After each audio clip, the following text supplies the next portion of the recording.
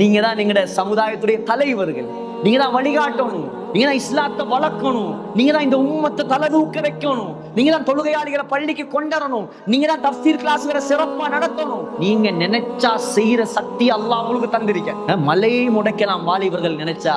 ஆனா வாலிபர்களுடைய மூளைய இந்த போனுக்குள்ள யூதன் சுருக்கிட்ட.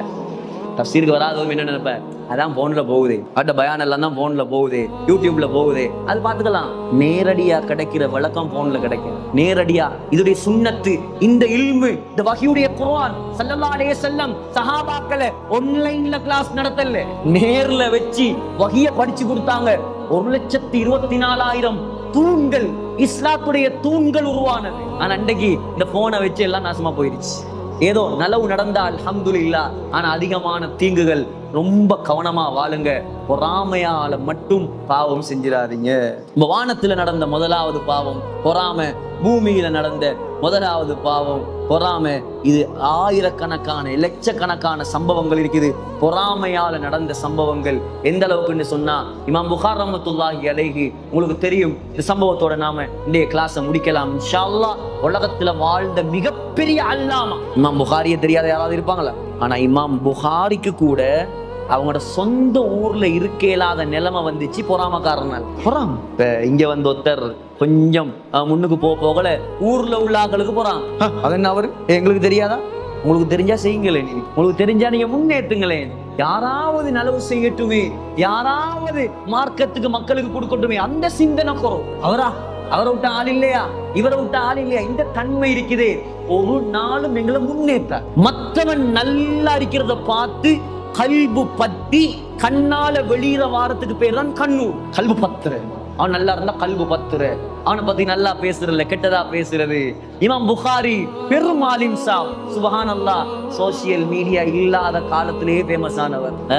எந்த அளவுக்குண்டா எழுதுறாங்க தாரீகுல் பக்தாதுல அல்லாமா ஹத்தீபுல் பக்தாதி, இமாம் புகாரி வந்து அவங்களோட காலத்துல என்ன செஞ்சாங்க, அவங்களோட சொந்த ஊர் உஸ்பெகிஸ்தான், அங்கதான் அவங்களோட கபர் இருக்குது, புகாரால் உஸ்பெகிஸ்தான். இப்பயும் கூட இந்த கபரை ஜியாரத் செஞ்சவங்க அன்றைக்கு கிட்டத்தட்ட கூட அப்துல் காலிக் ஹஸரத் போயிட்டு வந்தாங்க. அதிகமான உலமாக்கள் நான் கேட்ட நேரம் சொன்னாங்க, அந்த கபர் அடியில இருந்து கஸ்தூரி வாசம் வருது. அவ்வளவு பெரிய சேவை செஞ்ச ஒரு மகான்.